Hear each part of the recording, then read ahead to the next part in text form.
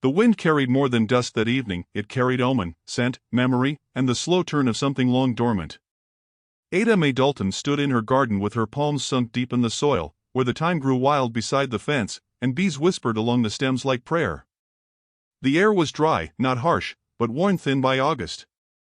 Her braid was coming undone and she hadn't the energy to retie it.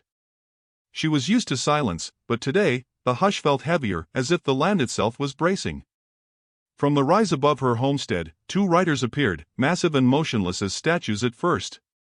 She saw them from the corner of her eye and froze, her fingers still in the dirt.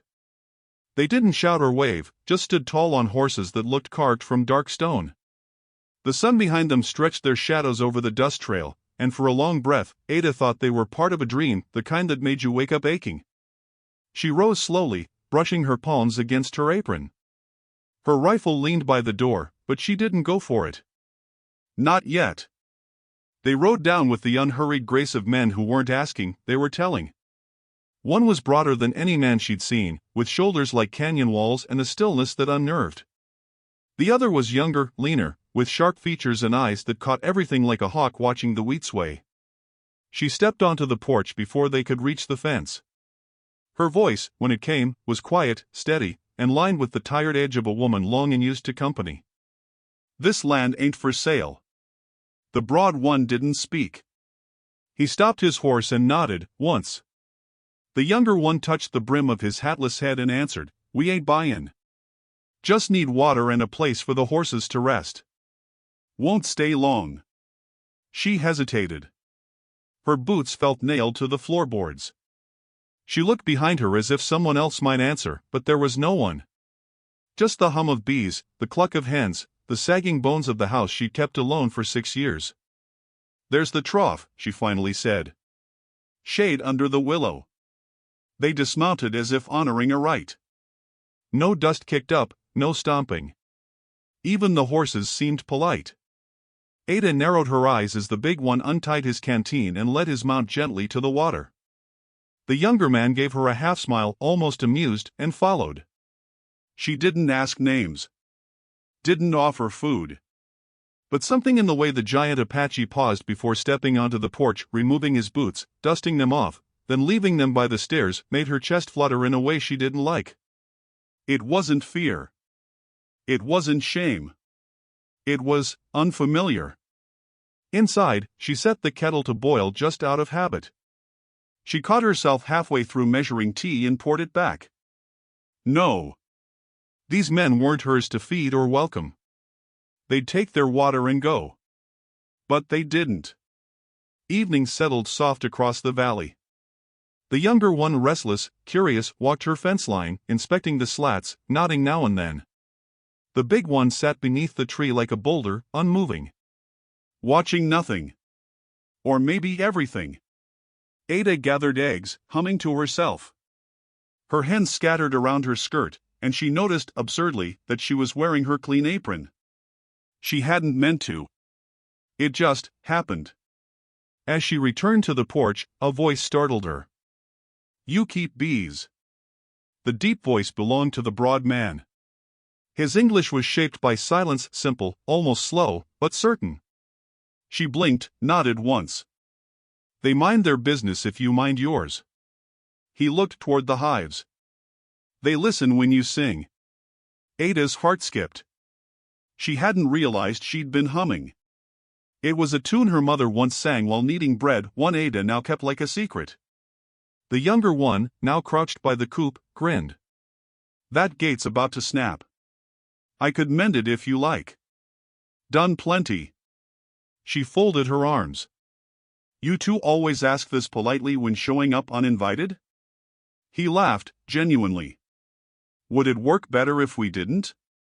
A smile threatened her lips, but she pressed it down. "Do what you like with the gate? Long as you don't touch my bees." He gave a playful salute and got to work, humming off-key. That night, they built a small fire near the edge of the yard, far enough not to intrude, close enough to feel safe. Ada didn't join. She watched through her window. She saw Bear, the name came unbidden, but felt True lift his face to the stars as though remembering someone. Lark, that would suit the younger, threw a twig into the fire and leaned back like the world owed him a tale. Ada went to bed with the image burned into her mind, two strangers, one still as a rooted tree, the other a restless bird, and a quiet flicker of warmth between them. She hadn't heard laughter in her yard in years. The house creaked that night like it was learning how to breathe again. She lay on her side, back to the door, hand resting on the empty pillow beside her. There'd been no voices in this room since her husband died, no visitors save spiders and dreams. She wasn't afraid. But she wasn't at peace either. Something had shifted. The next morning came with orange light spilling over her porch and a smell she hadn't expected, wood smoke and fresh-cut sage. When she stepped outside, Bear was splitting logs at the edge of the barn, each swing slow and steady. Not violent. Just necessary. Lark was crouched by the chicken gate again, twine in hand, lips moving to some story he was likely telling himself. Neither man looked at her when she stepped out. And that unsettled her more than if they had.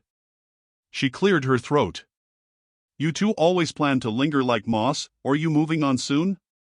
Bear paused in his swing. Wiped his brow. Spoke without turning. Today's good for mending. And with that, Ada realized the worst thing of all. She didn't want them to leave. And that more than any gossip, any memory of rope, any years she'd spent building this quiet, was the first thing that truly scared her. The days that followed passed like a slow creak through dry stone, quiet, necessary, and soft enough to forget how parched the land had been.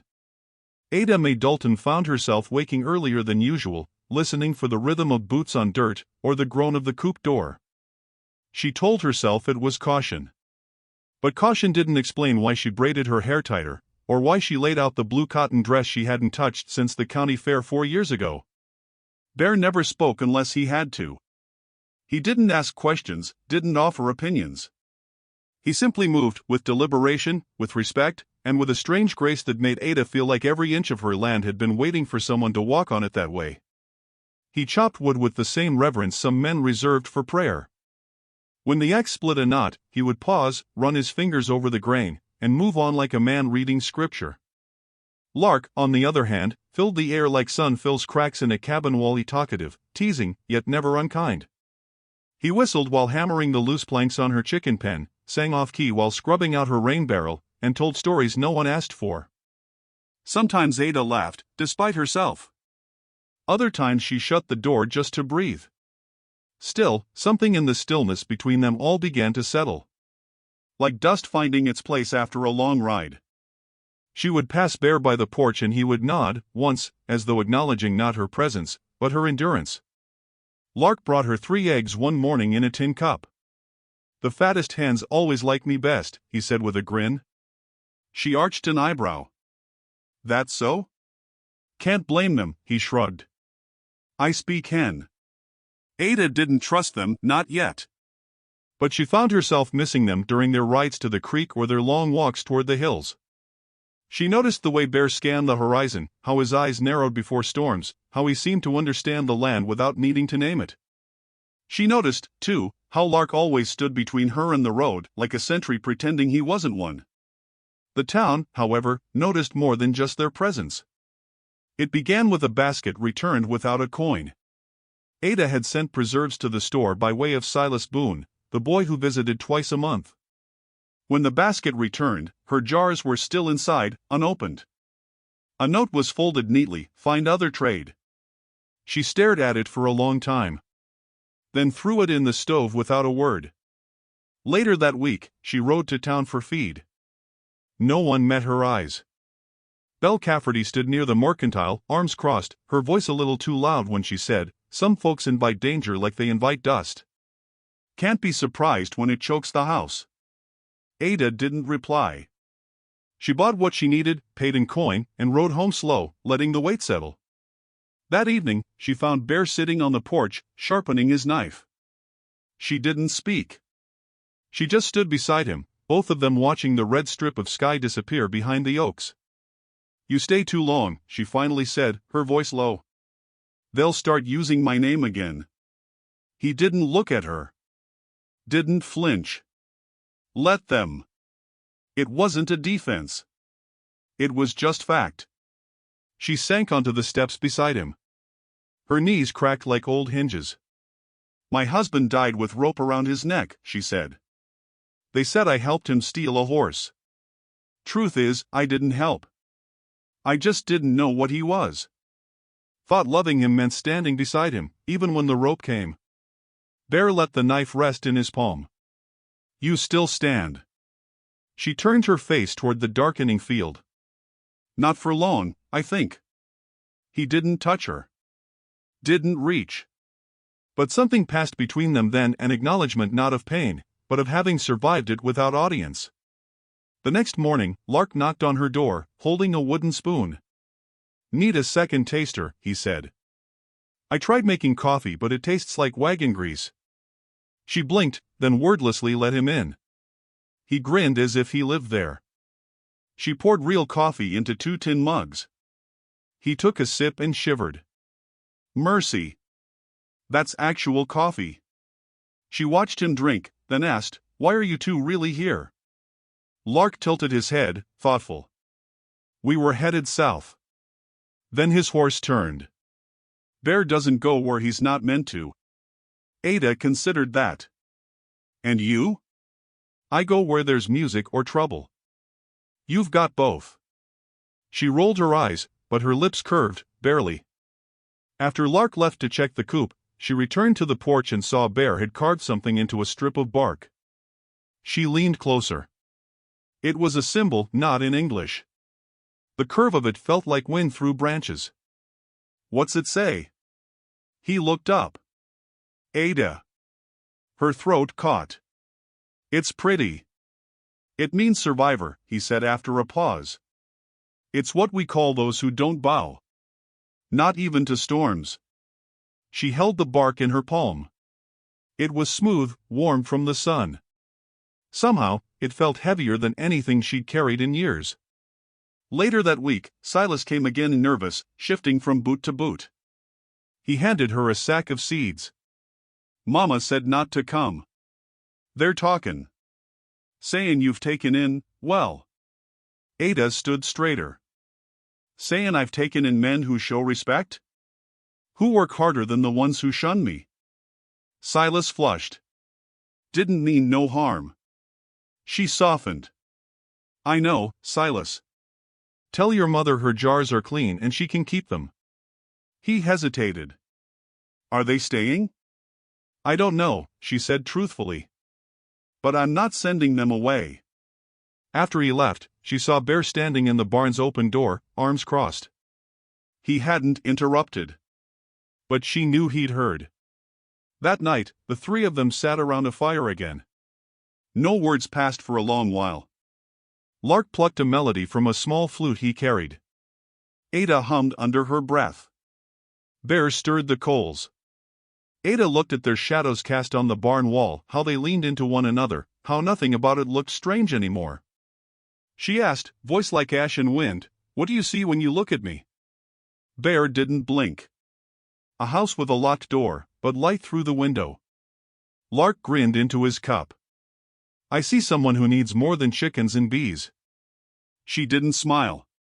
But she didn't look away either. The quiet that followed wasn't silence anymore. It was choice.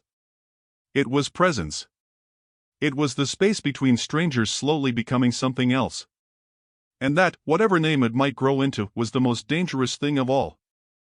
The sound of glass breaking wasn't loud. It didn't crash or shatter.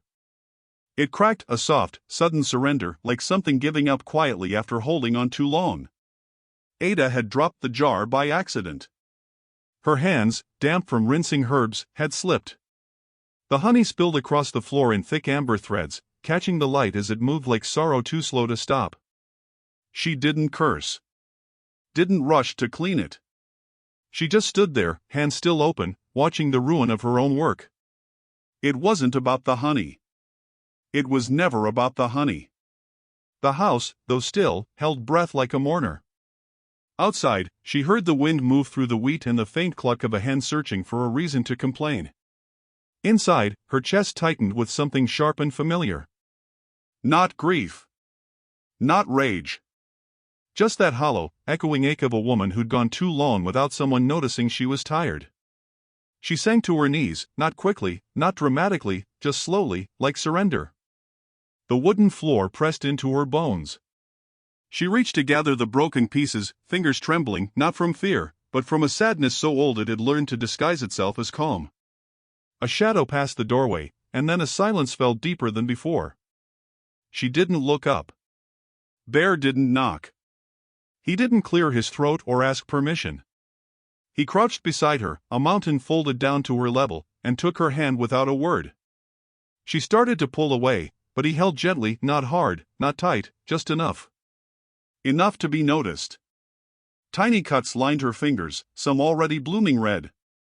He unwrapped a strip of cloth from his pocket, something worn and clean-smelling, and began binding her hand with the care of someone who'd once lost something delicate and never wanted to again. Still, she didn't look at him. "They said I poisoned him," she murmured. "That's what they told the priest after my husband died." Bear didn't respond. "He died in front of me. Not from poison, from the life he chose. From lies. From other men who needed someone to blame. But they whispered it. Said I was unnatural. That I didn't cry loud enough." Bear's hands paused, then resumed. She could feel the weight of his listening more than any spoken comfort. "I didn't poison him," she whispered. "I know," he said quietly. Those two words struck her harder than all the accusations ever had. She turned, finally, to meet his eyes. Dark, quiet, steady as the earth. He didn't pity her. Didn't comfort her the way church women did with tight mouths and tighter arms. He just saw her. The ache, the anger, the brittle dignity. All of it. She inhaled. "Why did you stay?" He thought for a long moment. Then said, "Because your land sings." She blinked. "You walk it like you remember every hurt it held," he said. "And still, you keep planting things." She didn't know what to say. So she didn't. Later, she found the broken jar cleaned up. A small wooden bowl sat on the counter, filled with honey Bear must have scraped from the floor. Next to it, a piece of bark with a line carved into it. Not letters, but a symbol curved like wind or river bend. She traced it with her bandaged finger. Ada, he had told her once. It means survivor. Outside, the sun cast long shadows over the porch. Lark returned from town with dust on his boots and a grin that didn't quite reach his eyes. "They're talking louder now," he said. Ada poured him coffee. "About what?"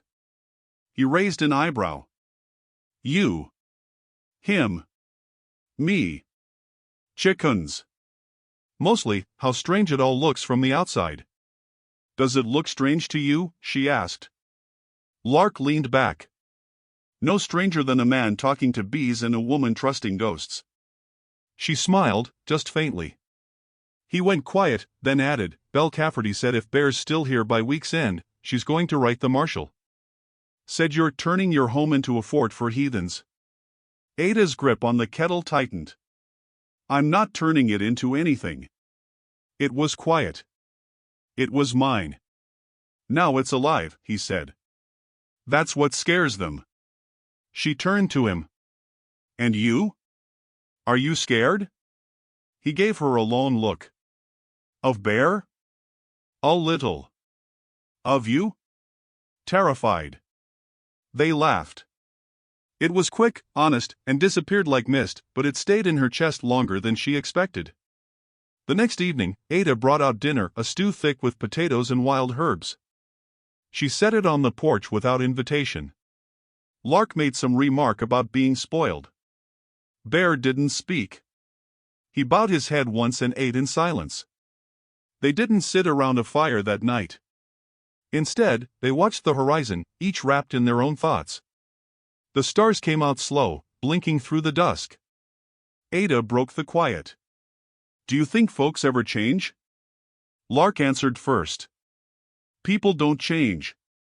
They reveal." Bear said nothing for so long she thought he wouldn't. Then, "They change," he said. "But not from words." From what they carry. And what do I carry? She asked.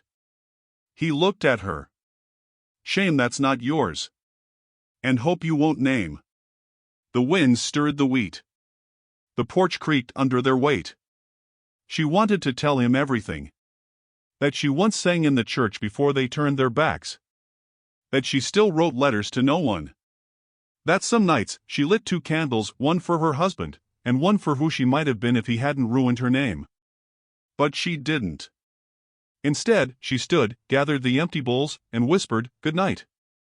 Before she shut the door, Bear rose too. Just for a moment. Just enough to say, "You are not alone in this house." She didn't sleep well. Her dreams were thick with voices she hadn't heard in years. But when she woke, the bandage was clean, and someone had left fresh-cut sage on her windowsill. She smiled. And outside, the bees buzzed louder than ever. The invitation never came, of course. Ada had known it wouldn't.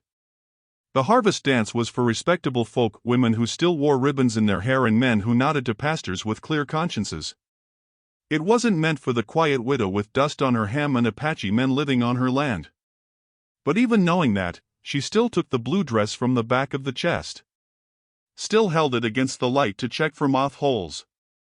Still ran her fingers along the old stitching, remembering the last time she wore it, before the rope, before the whispers, before her name stopped meaning anything but scandal. She laid it across the bed and told herself it was only to air it out. Nothing more. News of the dance traveled faster than usual, as gossip often does when sharpened by malice. Silas Boone had delivered the feed a day early, shifting awkwardly on the porch as he passed her the sack. "Belle says folks from 2 towns over are comin'. Said she's put up streamers herself." Ada tilted her head. "Belle's doing the decorating now?" Silas gave a half-smile. "Says it's for tradition. Says too many things are changing lately." She didn't reply, but she saw the flicker of apology in the boy's eyes. He handed her a folded slip of paper before he left. Inside was a drawing of a bee, clumsily inked, but careful. She blinked, surprised. On the back, it read, "You still matter." That night, she stood at the mirror and let the blue dress fall over her shoulders. It still fit, though it clung to her differently. The years had carved her in places no corset could fix. She braided her hair, tucking a single sprig of dried lavender behind her ear, and stepped outside without speaking a word. Bear and Lark were sitting by the fire. Lark glanced up first, jaw slack. "Well, I'll be damned." Bear said nothing. But he stood. She walked past them both without explanation, boots crunching the dirt, leaving the scent of lavender and resolve in her wake. The ride into town was silent, save for the creak of the saddle and the crickets shrilling like judgment in the grass. As she approached the churchyard, lanterns swung in the breeze, casting golden halos across the dance floor. Laughter spilled like honey, warm and loud, and the music drifted with an aching sort of sweetness that made her chest tighten. She dismounted a few yards from the crowd. Tied the reins to the old hitchpost no one used anymore. She didn't expect anyone to speak to her, but she hadn't come for conversation.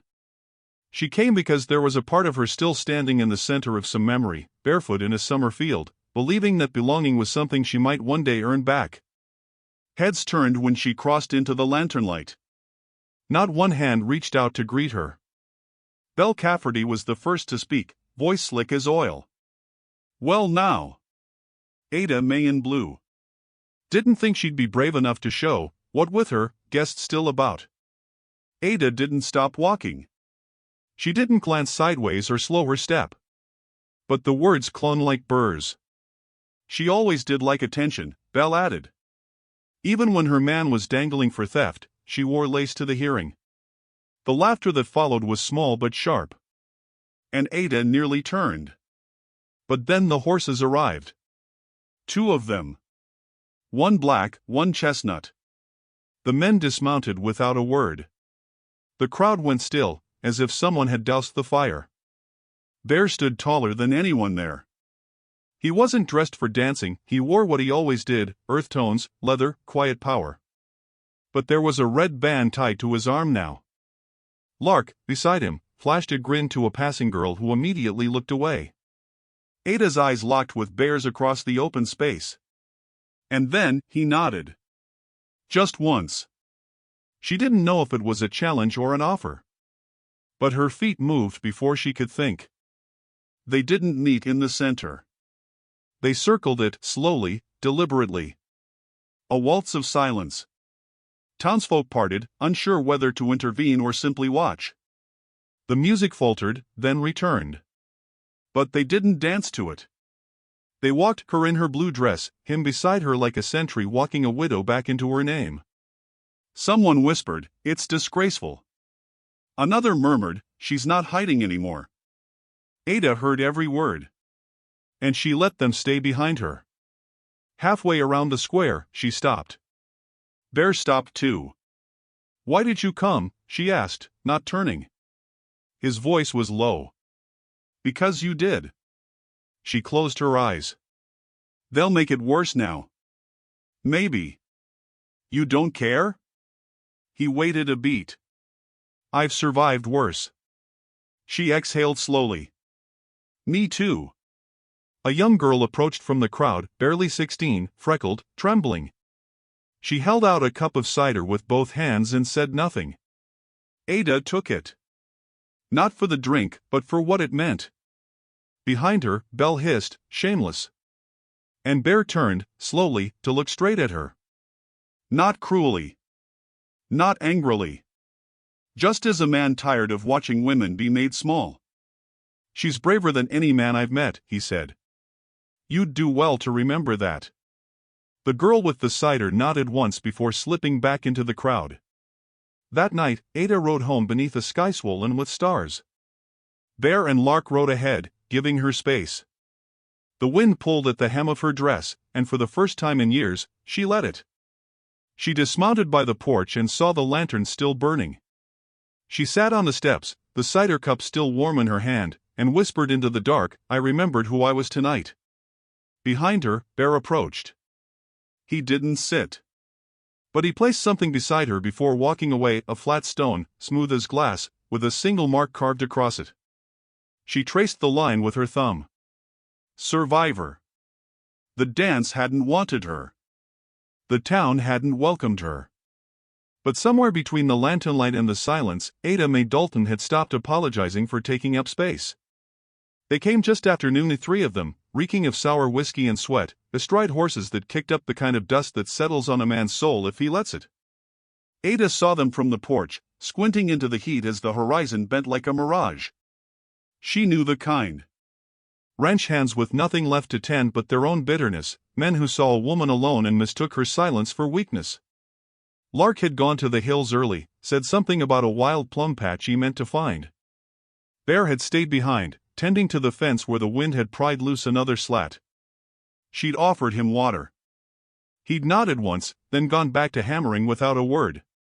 Now, as the riders drew near, Bear straightened slowly, the hammer still in his hand. He didn't move fast. He didn't have to. The men dismounted sloppily, boots hitting dirt like a dare. The leader, a thick-necked brute named Boone Waller, adjusted his belt and spat into the dust. His eyes flicked from Ada to Bear and back again. "Well, ain't this just a picture?" Boone drawled, voice heavy with disdain. "The widow Dalton and her pet Savage. Heard tell she lets him sleep on her porch. Or is it in her bed now?" Ada stood at the edge of the porch, her hands at her sides. She said nothing. Would not give them her voice. Not again. Boone chuckled, glancing at his companions, emboldened by their silence. "Funny how folks'll forget decency when they get lonely. Guess it's true what Belle said, you ain't picky no more." The words landed sharp, meant to cut, to humiliate. Ada felt the old shame stir in her gut, the cold creep of humiliation threading through her bones. But she held still, chin lifted. Bear stepped forward. No words yet. Just presence.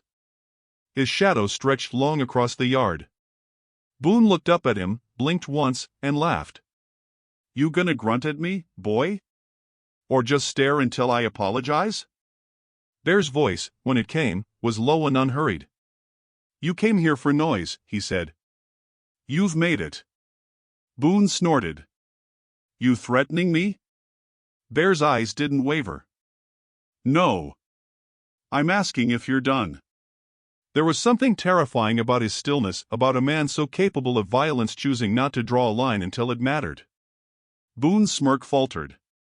His companions shifted. She's not yours to defend, Boone said, blustering now. She's nothing.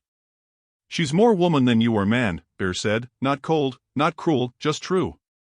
For a long moment, the yard held its breath. Boone reached for his coat pocket, too fast, too stupid, and Bear moved. The hammer left his hand like a bolt, hitting the dirt just inches from Boone's boot with a deep, final thud. Not a weapon. A warning. The kind no sane man ignored. Boone froze. His hand stopped halfway. Get off her land, Bear said. And don't ride back. Boone glanced at Ada, expecting her to flinch, to beg him to leave, to hide behind the man she'd taken in. But Ada didn't move. Her face was a stone wall lit by fire. What once had been shame now stood as defiance. And Boone saw it. All of it. He turned, muttering, and remounted without grace.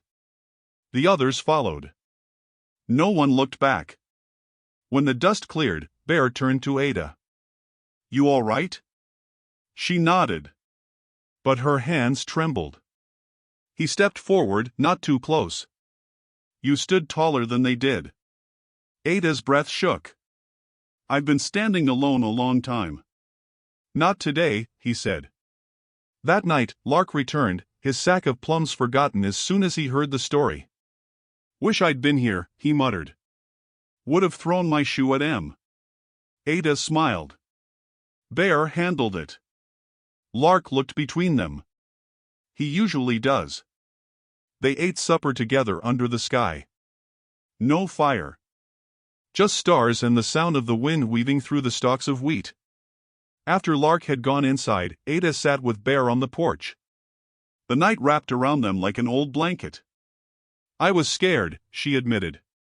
Not of them. Of what I'd do if no one stopped them. You'd have stood, Bear said simply. She looked over. And if they'd heard you? He didn't answer. Just shrugged, as if the risk didn't matter. As if her safety did. You've given me peace I didn't think I'd earn again, she said quietly. Bear finally turned his head, meeting her eyes. Peace is something you build. I just helped. She reached out, fingers brushing his. A simple touch. No ceremony. No dudation. Just the quiet joining of two people who knew the weight of solitude. He didn't pull away. In the days that followed, Ada began carving again, something she hadn't done since before the rope changed her name. Little things at first. A spoon. A bowl. Then a sign for the gate. Dalton's place.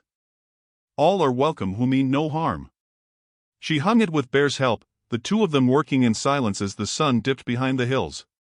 Townfolk started nodding to her again, cautious but curious. One woman left a pie. Another sent seeds. The town was changing. Slowly. As things always do. Ada, too, had changed. Not by marriage. Not by courtship. But by the slow, daily restoration of her own name.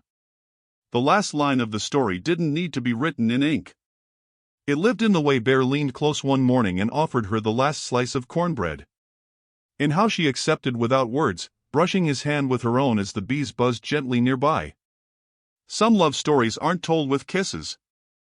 Some are built with standing firm.